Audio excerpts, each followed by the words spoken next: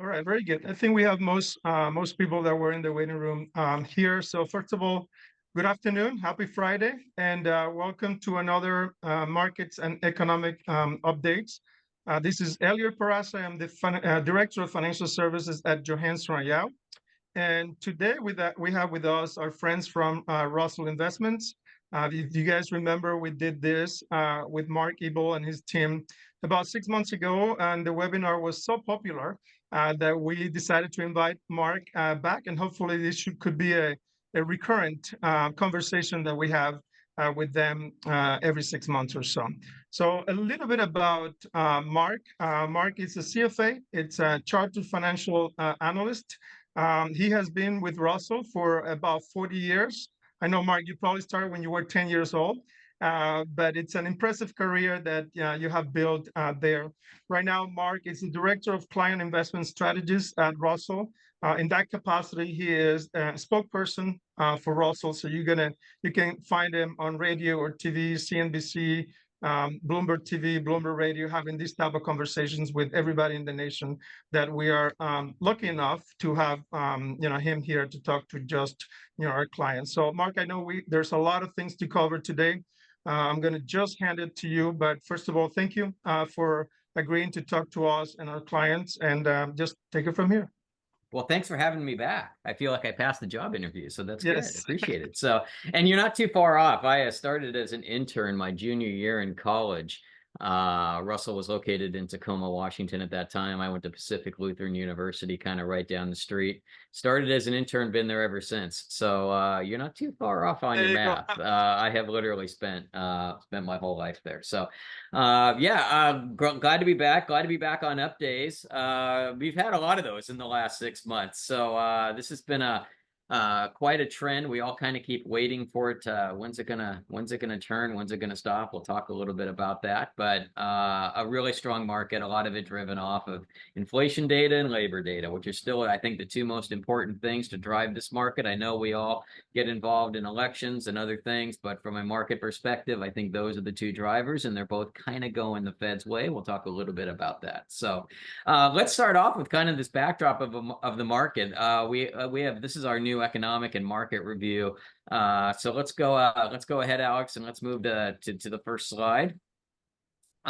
What this looks at is looks at the last 50 years and just says, well, what did the market do the first 6 months of the year? And this is just a simple, this is just a US view. This is 60% US stocks, 40% US bonds, and it was such a strong first half. Particularly on the equity side. In fact, it all came on the equity side, that we were north of 5% on a balanced portfolio for the first 6 months, which quite frankly wouldn't make itself for too bad of a year. And what often happens, particularly when equities are just running, and they had such a strong start, people say, well, shouldn't I maybe just get out at this point? I mean, with such a strong run on the equity side, you already had gotten what most of us would expect for a year. Why not just go to cash? What does this mean for the second half of the year is usually what the question is getting at. So what we did was, again, you can see where 2024 is lumped. It's in that, where the first half of the year being between 5 and 10%, which is what it was. And what's fascinating to me, and I wouldn't have guessed this before I saw the data, is look at anything from that 2024, that same column, and then even stronger, or to the right of the chart. There's only 1 year in which the second half it was negative. So the color is, what does the second half do? Is it more positive? In other words, is the market higher than it was after the first 6 months? Or red would mean it's more negative. There's only one red, and that's 1987. For those of you that are market historians, you will remember there was one day in October of 1987 where the market dropped 22% in one day. Can't even fathom that happening today with these market levels. So if you take out literally that one day, every other occurrence, you're glad you stayed in the market. Now, I don't know what this market's going to do. And yes, it's been going up in third quarter, so we're higher than we were in second quarter. But history's not on your side if you simply look at the data and say, well, I'm getting out only because it was so strong. And we also know that it's human nature. It's hard to get back in, right? We all can tell ourselves, well, if the market corrects, I'll get back in the market. But it's harder to do when it actually happens, because whatever causes it to happen, you think's going to last longer than it will, and then you'll stay out of the market. So it's a lot easier. Markets go up over 70% of the time. I think it's a lot easier just to stick with your plan and enjoy more up days than down days rather than trying to get in and out. But for those of you that are wondering, really, can we keep going? You might get some comfort from this. I think the next slide might help you with that as well, too. I think I put this one in. So let's go to the next one. Let's go to that one. This is all-time highs, okay? We're there. And in fact, we'll set another one today. I think it'll be the 38th, 39th all-time high of the year. And what this does is it looks at by decade and says, well, in the decades, how many all-time highs do you have? And what I think is fascinating is that first bullet point. If you go back to 1957, probably when the data for this series started, you average 25 all-time highs every year. That's 8% of the market's open days. 8% of the time, we set an all-time high. And you can see on the right-hand side, 1, 3, and 5 years. Those are pretty powerful numbers. Your time horizons are much longer than that. So I guess the point of the first two slides is, yes, it was a fast start.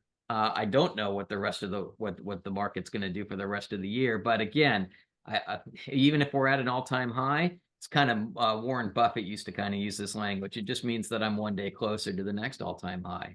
And he's not wrong with that. I remember when he'd get asked, is the Dow going to hit 100,000? And he'd say, sure, just don't ask me what decade, right? I mean, he knows the market goes up more than it goes down. And these kind of slides can help you with that. So now that doesn't mean you should just be in all equities or be what's working. And that's what we'll talk about with some charts for the rest of the review. We're actually starting to see fixed income perform a little bit better. We'll talk about that. And non-US has done well as well also. So let's move on to the next slide, and we'll get into some of those themes. So let's talk about the 7. And Alex, after this, I am going to go to the international slide. So I don't think we talked about that beforehand, but because of an area I think that's related to this, I might have you stop on one of them if it's preloaded. So let's talk about the Magnificent 7. Every quarter, we keep creating a slide about this because every quarter, they're still kind of the thing in the news. They have been the driver for the U.S. Yesterday was a really interesting day, though. These names got hit. And the rest of the market did great. Mainly because the Federal Reserve, which we'll talk about next, is probably going to start cutting interest rates, which might help some of these other sectors. So maybe we're starting to see a broadening out of the market, but we really haven't seen it so far this year. So what you see on the top half of the chart is just the impact these names have. They are now a third of the S&P 500, just these 7 names. And what you see in the top half is just how that progression has happened over time. I mean, these are big companies. Look at the Microsoft numbers. This is a 5 and 10 year look back. I mean, Microsoft was a big company 10 years ago, and it doubled in 5 years weight in the index, and it's almost doubled again to get to 7%. NVIDIA, a name none of us had really ever talked about, was like a 0 weight 10 years ago, and now it's almost 7% because they are the king of making the chips that are driving the artificial intelligence movement. I mean, just talk about being in the right place at the right time. But look at these other names. Apple's doubled in its weight in the index from being a very large company. So yes, these names are a big weight. And on days like yesterday where they sell off, I mean, you really feel it. What you see on the bottom is people say, well, shouldn't I just have all my money in these names? And my comeback is always, you can't have your retirement money just in 7 names. I mean, what happens when it goes south? And that's kind of what you see on the bottom chart. This is the ranking of these names within the S&P 500 over the last 5 years. And obviously, I mean, they're all did very well for most time periods. And NVIDIA's #1 overall. But man, look at that. Look at that experience in 2022.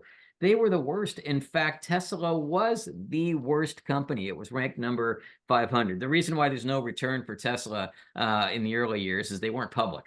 So that's why they have a dash there. But I mean, look at that 2022 experience. If you have all your money in those names in that year, you probably won't survive it. And that's the difficulty with concentration. Do we own these names? Yes. We have overweights and underweights to all of them. We're a little bit underweight right now just because they've gone up so much and kind of the old buy low, sell high kind of mentality. But if all our money was in these names, that is a difficult experience for anybody to survive. And what happens? You sell at the bottom and then you stay out. So we'd rather own a lot of different things, provide a much more stable return pattern. But I know it's really tempting, particularly when the big winners are in your own country, to say, oh, if I had only done that, right? I graduated school in 1986. Microsoft was right up the street. If I had just invested in Microsoft, right, I would have been retired 20 years ago. We all play those games. I know you're in San Jose. You've got example after example of if only this or that. Of course,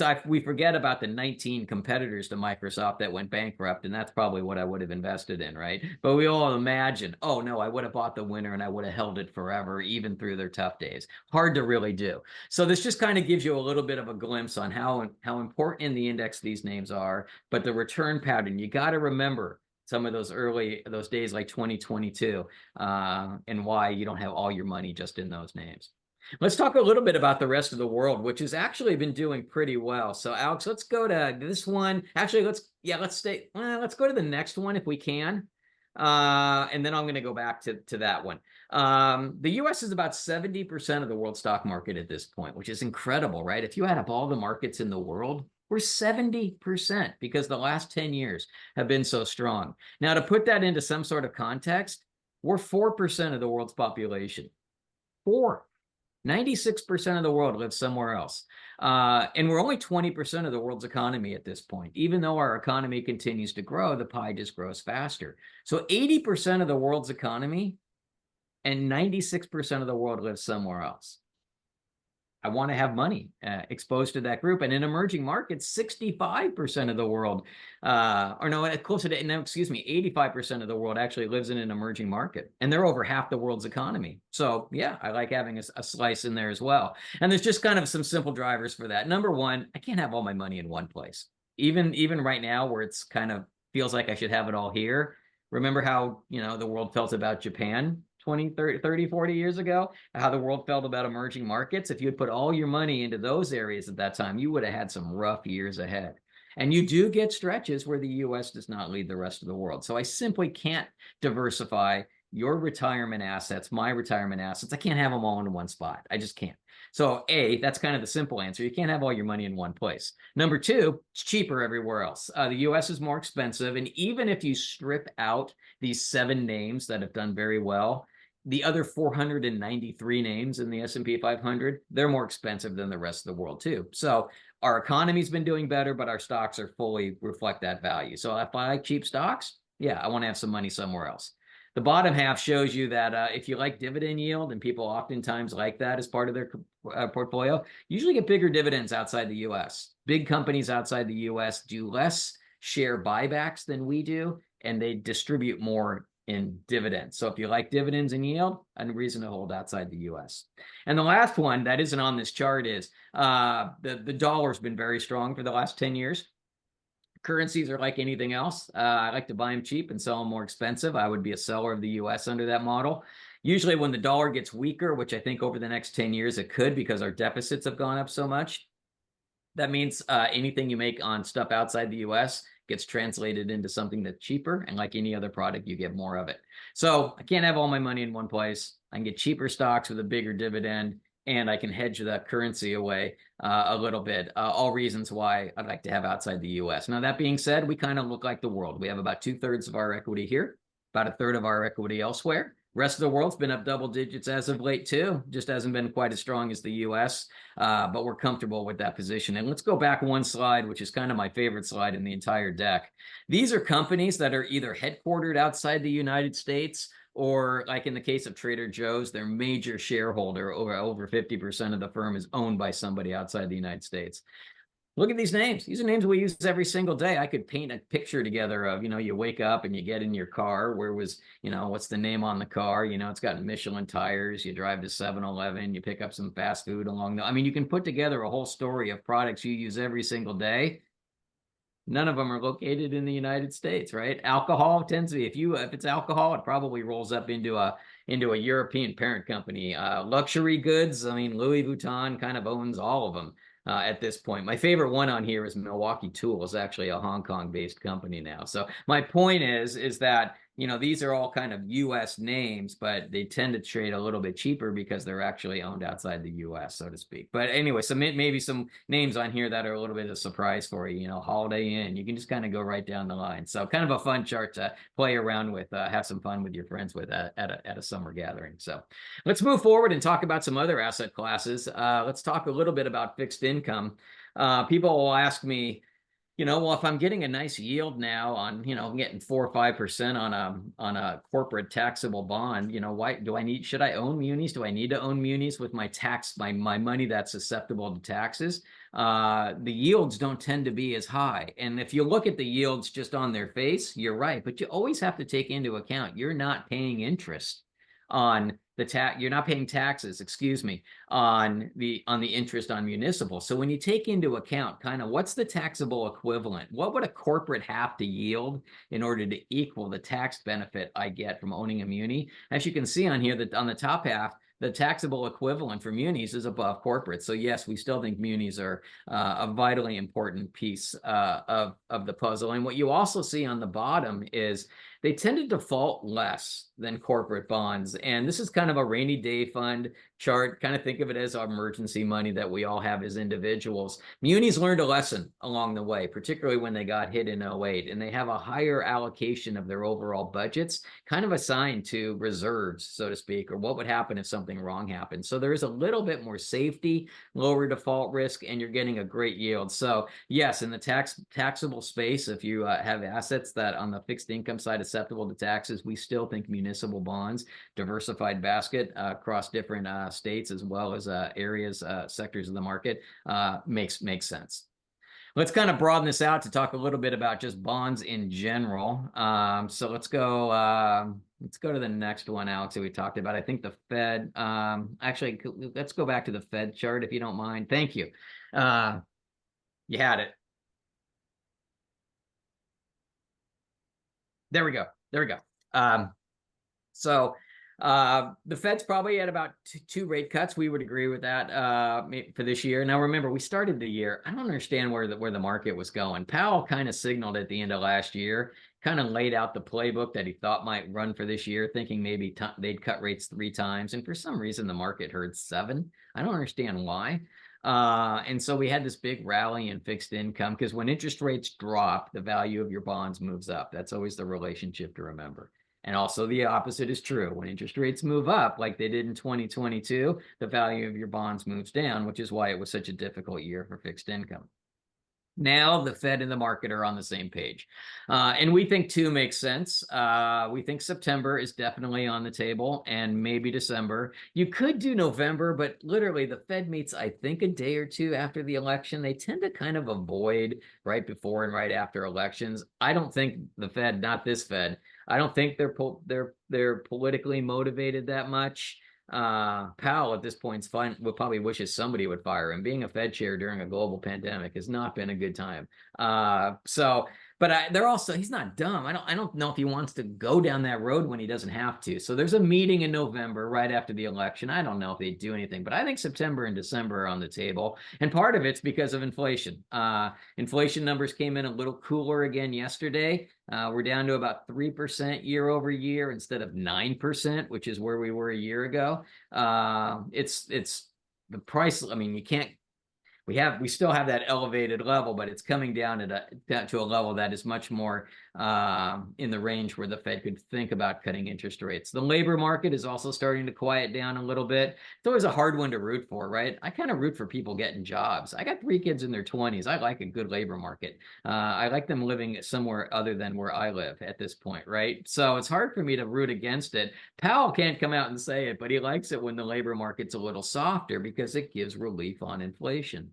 And the labor market is getting much more into an area of about 150,000 jobs a month being added instead of 400,000. So between the labor market getting a little softer, the economy is growing probably at about a 1.5% rate right now, which is much softer than last year, but not recession, which would be 0 growth. I think he might be kind of pulling this off. Inflation's coming down, the labor market's getting more quiet. The economy's slowing, but staying out of a recession. That is his ideal playbook. for cutting interest rates, and we still think he's on the path for probably 2 this year. What you see in the bottom is just what you get on different securities. You're still getting, 5% or so probably on cash, because that market won't move too much until the Fed actually starts cutting interest rates. But if you've been enjoying these cash yields, enjoy them now, because they're probably going down. I don't know the path that they're going down. The Fed meets every 6 weeks, but I think I know the destination. I think he wants to get to about 3.5% on the short-term interest rate that he controls, and he's at 5. I just don't know the path. I think the path starts in September, but if interest rates move down, the value of your bonds will move up again. Now, your cash yield is the yield. Cash, you don't get any benefit if rates go down. You don't get a pop in cash. You just get the interest rate. But on longer term securities, what you see on the bottom, the 10 years kind of been moving up and down around 4.5%. I think those rates will start coming down, particularly if he uses his July meeting. I don't think he's going to do anything in July, but he might kind of tell us what he's going to do in September. You could start seeing those rates move down in a nice environment for fixed income. I didn't read all of it, but I saw a question kind of come through related to the yield curve. The yield curve has been what we call inverted for about 18, we're going maybe up on 20 months at this point. An inverted yield curve simply is when you're actually getting more like this. You're getting a higher interest rate for a short-term security with a short maturity of, say, 3 months than you are for, say, a 10-year security. Normally, the more maturity risk you have, so to speak, if you're going to own something for 10 years, you want to get compensated for it, because you're taking the risk of, I don't know what the world looks like over the next 10 years versus 3 months.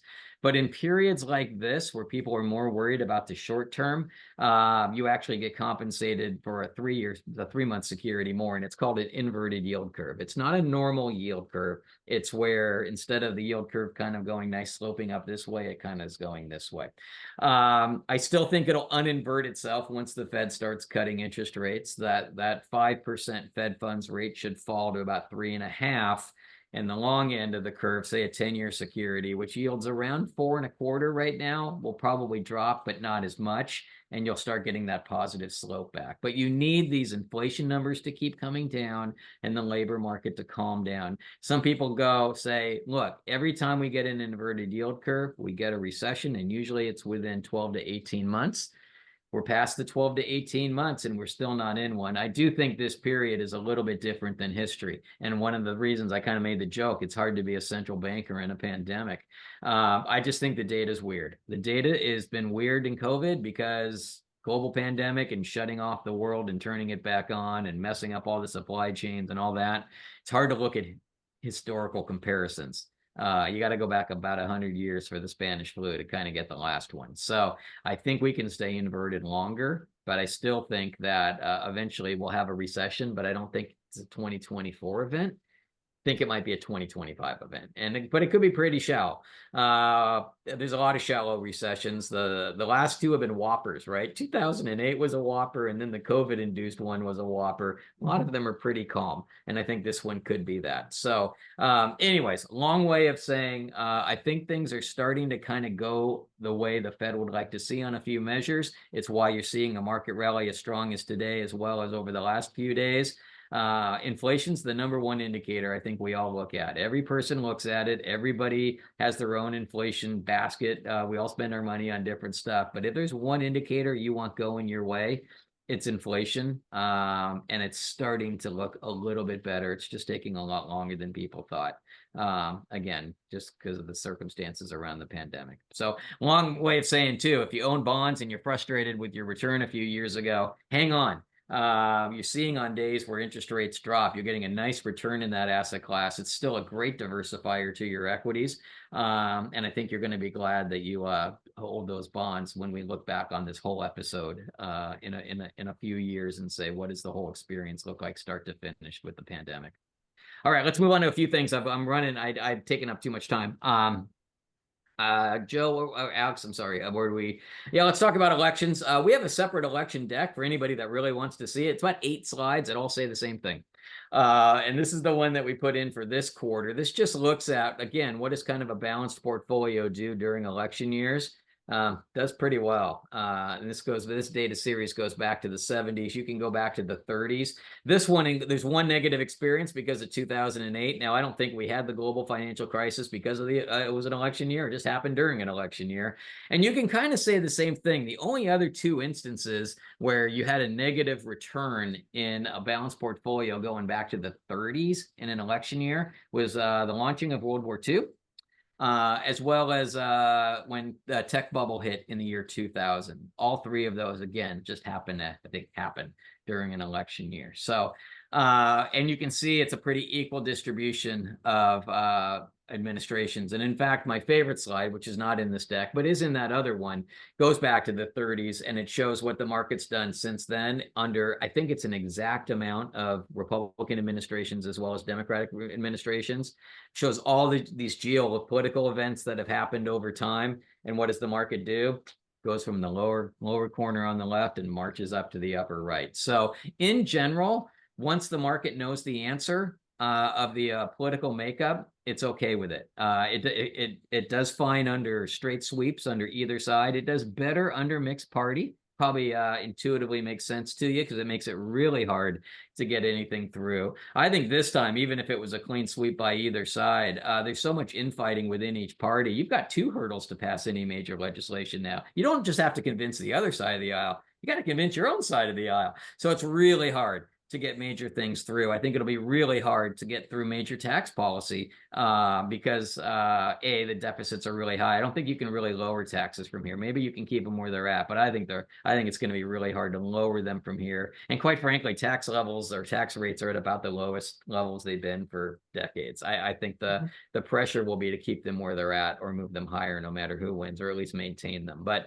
overall, I get it. People raise cash in election years. People get worried. 50% of the time you win an election and 50% of the time you lose and 70% of the time the market goes up. So you're probably just going to redeploy that cash. And again, you'll see it in the market. Usually it rallies after elections. It doesn't really care about the outcome. It's just glad that there is one and it's over. So again, if you want more and different ways of looking at the data, again, we have an election deck, 6-7 slides, all say kind of the same kind of message. And then I think we've got one final wrap-up slide. We understand what's going on in Paris in a few weeks, so we try to be cute with this. And this just kind of looks at, percentage of time winning. What do markets do overall? Short term equal to say sprints. Medium term horizon, middle distance, and then the long run, which is most of our time horizons. Obviously, cash wins 100% of the time. It might only be 0.01%, but I mean you're going to get a positive return of some sorts. But when you look at the bottom part on any of these time horizons and start looking at, but what is my more balanced portfolio, the SB, stocks and bonds, will do versus other asset classes. I mean, the longer you keep going, I mean, they're clearly the gold winner, so to speak. And particularly when you get out into rolling 20-year periods or even growth of $1 over 40 years, I mean, it's really no contest. So again, I'm not saying that there's not a role for cash, but if you're paying taxes on it, you're really not earning 4 or 5%. We all learned that during tax season this year when we actually had to pay taxes on interest. We haven't had to do that for a while. But you're living so long, you're only going to yield a couple percent as those interest rates start coming down, and you're probably going to redeploy it. Is there a use for cash? Absolutely. You got to pay the bills. You got to sleep at night. You build it into your plan, and it's a very individual decision. But if you're overweighted in it for too long, you're probably you're gonna run out of money at some point. So use the role of cash carefully. So with that, I went too long. I think there was another question that I'd heard earlier on related to gold. Let me hit that one real quick. I hit on international a little bit. Is gold an asset class you can invest in? Sure. I mean, we have exposure to natural resources, which are we don't buy the gold, but we buy the gold miner. And in some of our institutional accounts, we make direct commodity investments. I like broader based commodities. I don't want to have to rely on one commodity to win or lose. As you know, with something like gold, it goes through periods where it doesn't do much of anything, and it doesn't give you any income. So there's some negatives with it, but when it does really well is when we're all scared to death. I mean, it serves that purpose, right? So if you buy it for a diversifier, that's fine. I like, I'd add silver to it. Why not? It's kind of the poor man's gold. It actually has commercial aspects to it. It isn't just a defensive a metal. And so, you can diversify, but I like owning all of them if I'm going to own them. What I have found over time is when gold might be at $1,000 an ounce, nobody asks me about it. And then when it gets up to 2,000, people start asking me, which tells me they're just buying high. So if you're not used to buying it, it's a tough one to own on its own because you're going to buy it when it's high and then you're going to get frustrated with it. You're going to sell it at the wrong time. If you've owned it your whole life, if you got started with gold coins from your grandparents, or if you kind of understand the way that it operates and works, sure, if you want to have it as a part of your portfolio, that makes sense as long as it's all part of your plan and you understand its role. But I would rather own a broader base so I have a better chance of winning in more environments, whether it's energy related, commodity, whether it's fueling your home, something you eat or something you wear. I kind of like owning all of them, but it is an asset class that you kind of almost have to buy it and forget it because it just acts differently. And right about when you get really frustrated with it and you sell it, it's probably when you should buy it. So you got to take some of the emotion out of that one. So with that, we'll love to see if there's any other questions that come through or turn it back to you. Thank you, Mark. The only thing that I had here, my questions that people have asked before the webinar is related specifically to the geopolitical events that we have in Russia and Ukraine, Hamas, Israel. How do we see that affecting us? I mean, up to this point, we have been able to isolate it, but what do we think about that? Yeah, there's always geopolitical events going on, for thousands of years, right? So kind of as an opener, I mean, if you wait for all the geopolitical stuff to be resolved, you'll never invest. So you kind of have to invest in that. Obviously, diversification helps you get through it. Usually where you see it is, we just talked about it, the commodities market, particularly oil market, is usually where it hits itself first because of the parts of the world that have historically been involved in it the most, or are a lot of areas where you have energy. So you tend to see it happen there. But in general, you usually see a pattern. Something happens, Russia invades Ukraine, or the United States is involved in something, or something's going on with us in China, whatever it might be. And there's a reaction in the market, and then time goes on and people just kind of, I'm not saying move on. You always know what's going on, but the markets adjust to it. So it's really hard to invest not and say, well, I don't want to be involved in anything. But again, most of the world has something going on at some point. So you divest, obviously, we'll tweak weights, particularly if they're more oil sensitive areas and what's going on. We'll tweak weights in those areas if they happen to be involved. But you just kind of diversify it and get through it. And it's always almost sounds like a heartless answer. I mean, we recognize what's going on in any of these conflicts, whether we're involved or not from a humanitarian standpoint. Real people are involved going through some real issues. But separate from that, it's kind of like elections. If I take a little bit of the emotion out, you diversify your portfolio, it helps you get through those circumstances, and eventually there's some sort of conclusion, and then we get back and then we just have the next one somewhere else. So as difficult as it can be, diversification globally usually is kind of the best thing you can do in those circumstances. And again, once they're over, sometimes there's opportunities because markets might sell off dramatically in, say, an emerging market if they're involved in one, and then there's big opportunities afterwards in order to reinvest. But you got to hit the timing on that pretty well. Yeah. Excellent. All right, very good. I think we pretty much cover all the questions and everything that we were wondering about. So thank you so much. We have quite a bit of attendees today, which is great for a Friday afternoon. Friday. I'm impressed. Good work. Good work. So no, it's always a pleasure. Thank you. Same here. We'll do this again in a couple of quarters. For sure, we'll bring you back. Thank you so much. Enjoy the rest of your summer, everybody. Thanks a lot. Bye.